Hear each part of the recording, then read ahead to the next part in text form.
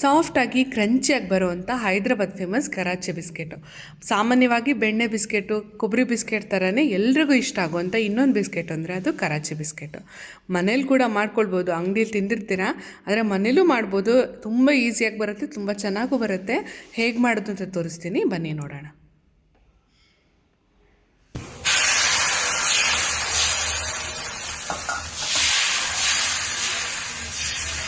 ನಮಸ್ತೆ, welcome to Shivamogga kitchen. ಮೊದಲಿಗೆ ಒಂದು ಪಾತ್ರೆಗೆ 1 ಕಪ್ ಆಗೋಷ್ಟು ಬೆಣ್ಣೆ ಹಾಕ್ಕೊಳ್ತಾ ಇದ್ದೀನಿ. ಫ್ರಿಜ್ಜಲ್ಲಿ ತೆಗೆದಿರೋ ಬೆಣ್ಣೆ ಆಗಿರಲಿ, ತುಂಬ ನೀರಾಗಿರೋ ಬೆಣ್ಣೆ ಬೇಡ. ನೀರಾಗಿರೋದಾದರೆ ಬಿಸ್ಕೆಟ್ ಕೂಡ ನೀರಾಗಿ ಬಂದುಬಿಡುತ್ತೆ. ಸೊ ಒಂದು 10 ನಿಮಿಷ ಫ್ರಿಜ್ಜಲ್ಲಿ ತೆಗೆದ್ರೆ ಗಟ್ಟಿಯಾಗಿರುತ್ತಲ್ವ, ಕರೆಕ್ಟ್ ಕನ್ಸಿಸ್ಟೆನ್ಸಿ ಬರುತ್ತೆ. ಅದಕ್ಕೆ 1 ಕಪ್ ಆಗೋಷ್ಟು ಸಕ್ಕರೆ ಪುಡಿನೂ ಸೇರಿಸ್ಕೊಳ್ತಾ ಇದ್ದೀನಿ. ನೀವು ಯಾವ ಕಪ್ಪಲ್ಲಿ ಅಳತೆ ತೊಗೊಳ್ತೀರಲ್ವ, ಅದೇ ಕಪ್ಪಲ್ಲಿ ಎಲ್ಲ ಐಟಮ್ಗಳನ್ನು ಅದೇ ಕಪ್ಪಲ್ಲೇ ಮೆಷರ್ ಮಾಡಿ ತೊಗೊಳ್ಳಿ, ಆವಾಗ ಕರೆಕ್ಟಾಗಿ ಬರುತ್ತೆ. ನೀವು ವ್ಯತ್ಯಾಸ ಮಾಡಿದ್ರೆ ಬಿಸ್ಕೆಟ್ ನೀಟಾಗಿ ಬರಲ್ಲ. ಸೊ ಅಳತೆ ತುಂಬ ಇಂಪಾರ್ಟೆಂಟು. ನಾನು ಮೆಷರ್ಮೆಂಟ್ ಕಪ್ಪಲ್ಲಿ ಮೆಷರ್ಮೆಂಟ್ ನೋಡೋದಾದರೆ ನಾನು ತೊಗೊಂಡಿರೋ ಐಟಮ್ಗಳೆಲ್ಲ ಈ ಅರ್ಧ ಕಪ್ಪು ಮೆಷರ್ಮೆಂಟ್ ಬರುತ್ತಲ್ಲ, ಆ ಅಳತೆಯಲ್ಲಿದೆ. ಈಗ ಸಕ್ಕರೆ ಪುಡಿನೂ ಬೆಣ್ಣೆನೂ ಚೆನ್ನಾಗಿ ಬೀಟ್ ಮಾಡ್ಕೊಬೇಕು. ಕ್ರೀಮಿ ಟೆಕ್ಸ್ಚರ್ ಫಾರ್ಮ್ ಆಗಬೇಕು, ಅಲ್ಲಿ ತನಕ ಬೀಟ್ ಮಾಡಿ 2 ಹನಿ ಆಗೋಷ್ಟು ಪೈನಾಪಲ್ ಎಸೆನ್ಸ್ ಇಲ್ಲ ಅಂದರೆ ರೋಸ್ ಎಸೆನ್ಸ್ ಕೂಡ ಹಾಕ್ಕೊಳ್ಬೋದು. ಅದಕ್ಕೆ ಅರ್ಧ ಕಪ್ ಆಗೋಷ್ಟು ಕಸ್ಟರ್ಡ್ ಪೌಡ್ರು, 2 ಕಪ್ ಆಗೋಷ್ಟು ಮೈದಾ ಹಿಟ್ಟು. ನೀವು ಮೈದಾ ಹಿಟ್ಟು ಬಳಸಲ್ಲ ಅಂದರೆ ಗೋಧಿ ಹಿಟ್ಟು ಕೂಡ ಹಾಕ್ಕೋಬಹುದು. ಆದರೆ ಮೈದಾ ಹಾಕಿದ್ರೆ ಕರೆಕ್ಟಾಗಿ ನಾವು ಬಿಸ್ಕೆಟ್ ಹೇಗೆ ಹದ ಇರುತ್ತಲ್ಲೋ ಅದೇ ಥರನೇ ಬರುತ್ತೆ. ಗೋಧಿ ಹಿಟ್ಟು ಹಾಕೋದ್ರಿಂದ ಸ್ವಲ್ಪ ಡಿಫ್ರೆನ್ಸ್ ಆಗ್ಬೋದು. ನಾನು ಅದೇ ಟೇಸ್ಟು ತೋರಿಸ್ಬೇಕು ಅಂತ ಹೇಳ್ಬಿಟ್ಟು ಮೈದಾ ಹಿಟ್ಟು ಸೇರಿಸ್ಕೊಳ್ತಾ ಇದ್ದೀನಿ. ಅದಕ್ಕೆ ಅರ್ಧ ಟೀ ಚಮಚ ಆಗೋಷ್ಟು ಬೇಕಿಂಗ್ ಪೌಡ್ರು, 1/4 ಚಮಚ ಆಗೋಷ್ಟು ಬೇಕಿಂಗ್ ಸೋಡಾ, ಜೊತೆಗೆ ಟ್ರೂಟಿ ಫ್ರೂಟಿ ಮತ್ತು ಗೋಡಂಬಿ ಹಾಕ್ಕೊಳ್ತಾ ಇದ್ದೀನಿ.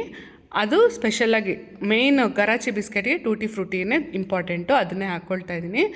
ಜೊತೆಗೆ 1 ಚಿಟಿಕೆ ಆಗೋಷ್ಟು ಉಪ್ಪು. ಇದಿಷ್ಟನ್ನು ಕಲಿಸ್ಕೊಳ್ಳೋಣ. ಮೊದಲಿಗೆ 1 ಸ್ಪೂನಲ್ಲಷ್ಟನ್ನು ಮಿಕ್ಸ್ ಮಾಡಿಕೊಂಡೆ.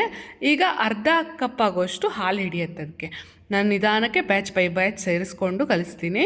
ನೀವು ಅಷ್ಟೇ ನಿಧಾನಕ್ಕೆ ಕಲಿಸ್ಬೇಕಾದ್ರೆ ಸ್ವಲ್ಪನೇ ಹಾಕ್ಕೊಂಡು ಕಲಿಸ್ಕೊಂಡು ಅದನ್ನು ಒಂದು ಹಿಟ್ಟಿನ ಹದಕ್ಕೆ, ಚಪಾತಿ ಹಿಟ್ಟಿನ ಹದಕ್ಕೆ ಉಂಡೆ ಮಾಡ್ಕೊಳ್ಬೇಕು. ತುಂಬ ಒಟ್ಟಿಗೆ ಒಂದೇ ಸರಿ ಹಾಲು ಸೇರ್ಸೋಕ್ಕೆ ಹೋಗ್ಬಿಡಿ. ನೀರು ಹಾಕ್ಬಿಟ್ರೆ ಮತ್ತು ಅದನ್ನು ಸರಿ ಮಾಡೋದು ಕಷ್ಟ ಆಗುತ್ತೆ. ಸೊ ಚೂಚೂರೆ ಹಾಕ್ಕೊಂಡು ಅದನ್ನು ಚಪಾತಿ ಹಿಟ್ಟಿನ ಹದಕ್ಕೆ ಕಲಿಸ್ಕೊಂಡು ಈ ಥರ ನೋಡಿ ಅದನ್ನು ಉದ್ದಕ್ಕೆ ಒಂದು ರೋಲ್ ಮಾಡ್ಕೊಬೇಕು.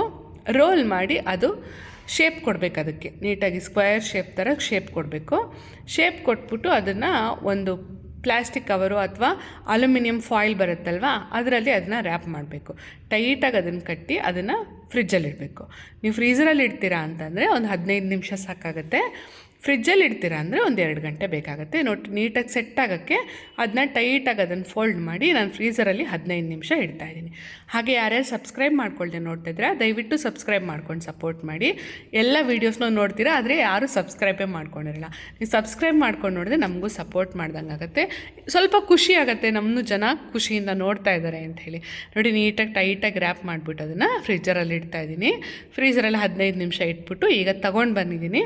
ನೋಡಿ ಹೇಗೆ ಗಟ್ಟಿ ಆಗುತ್ತೆ. ಅದು ಗಟ್ಟಿ ಆಗೋದ್ರಿಂದ ಬಿಸ್ಕೆಟ್ ಶೇಪು ರಿಟೈನ್ ಆಗುತ್ತೆ.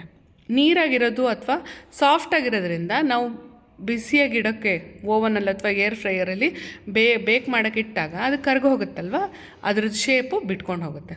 ನೋಡಿ ನಿಧಾನಕ್ಕೆ ಅದೊಂಚೂರು ಬಿರುಕು ಬರದೇ ಇದ್ದಂಗೆ ನೀಟಾಗಿ ಕಟ್ ಮಾಡ್ಕೊಬೇಕು. ನೀವು ಕಟ್ ಮಾಡಬೇಕಾದ್ರೆ ಅದು ಬಿರುಕು ಬರೋದು ಅಥವಾ ಪುಡಿ ಆಗೋದು ಆಗಿಬಿಟ್ರೆ ಬಿಸ್ಕೆಟು ಫುಲ್ಲು ಬಿರುಕು ಬಂದುಬಿಡುತ್ತೆ, ಚೆನ್ನಾಗಿ ಬರೋಲ್ಲ. ಸೊ ನೀಟಾಗಿ ನಿಧಾನ ಕಟ್ ಮಾಡ್ಕೊಂಡಿದ್ದೀನಿ. ಅಷ್ಟನ್ನು ಕಟ್ ಮಾಡಿಕೊಂಡು ನಾನು ಏರ್ ಫ್ರೈಯರಲ್ಲಿ ಬೇಕ್ ಮಾಡ್ತಾಯಿದ್ದೀನಿ ಈ ಸರಿ. ನಿಮ್ಮ ಹತ್ರ ಏರ್ ಫ್ರೈಯರ್ ಇಲ್ಲಾಂದರೆ ಲಾಸ್ಟ್ ಟೈಮ್ ನಾನು ಕೊಬ್ಬರಿ ಬಿಸ್ಕೆಟು ಅಥವಾ ಬೆಣ್ಣೆ ಬಿಸ್ಕೆಟ್ ಲಾಸ್ಟ್ ವೀಡಿಯೋಗಳನ್ನೆಲ್ಲ ಹಾಕಿದ್ದೀನಿ. ಅದರಲ್ಲಿ ನಾನು ಒಲೆ ಮೇಲೆ ಹೇಗೆ ಬೇಕ್ ಮಾಡೋದು ಅಂತ ತೋರಿಸಿದ್ದೀನಿ. ಅದರಲ್ಲಿ ಅದನ್ನು ನೋಡ್ಕೊಳ್ಬೇಕಾದ್ರೆ ಇದನ್ನು ಅದೇ ಟೆಂಪ್ರೇಚರಲ್ಲಿಟ್ಟು ಬೇಕ್ ಮಾಡ್ಬೋದು. ನೋಡಿ ಏರ್ ಫ್ರೈಯರನ್ನು 180 ಡಿಗ್ರಿ ಸೆಲ್ಸಿಯಸ್ಸಲ್ಲಿ 5 ನಿಮಿಷ ಪ್ರೀಹೀಟ್ ಮಾಡಿಕೊಂಡು ಈಗ 170 ಡಿಗ್ರಿ ಸೆಲ್ಸಿಯಸ್ಸಲ್ಲಿ 8 ನಿಮಿಷ ಬೇಕ್ ಮಾಡೋಕ್ಕೆ ಇಡ್ತಾಯಿದ್ದೀನಿ. ಮತ್ತು 2 ನಿಮಿಷ ಮತ್ತೆ ಬೇಕ್ ಮಾಡಿದ್ದೀನಿ. ಒಟ್ಟು 10 ನಿಮಿಷ ಬೇಕ್ ಮಾಡಬೇಕಾಗತ್ತೆ. ಮಾಡಿದ್ರೆ ಸೂಪರಾಗಿರೋ ಕರಾಚಿ ಬಿಸ್ಕೆಟ್ ರೆಡಿ ಆಗುತ್ತೆ. ತುಂಬ ಚೆನ್ನಾಗಿ ಬರುತ್ತೆ. ಸೇಮ್ ಅಂಗಡಿಲಿ ತಿಂದರೆ ಹೇಗಿರುತ್ತೋ ಹಾಗೆ ಇತ್ತು ಅಂತಂದರು. ಎಲ್ಲರೂ ಟ್ರೈ ಮಾಡಿ ನೋಡಿ. ಇಷ್ಟ ಆದರೆ ಕಮೆಂಟ್ ಮಾಡಿ, ಲೈಕ್ ಮಾಡಿ, ಶೇರ್ ಮಾಡಿ. ಸಬ್ಸ್ಕ್ರೈಬ್ ಮಾಡದೆ ಹೋಗ್ಬಿಡಿಪ್ಪ, ಆಗಾಗ ಬರ್ತಾ ಇರಿ ನಮ್ಮ ಮನೆಗೆ.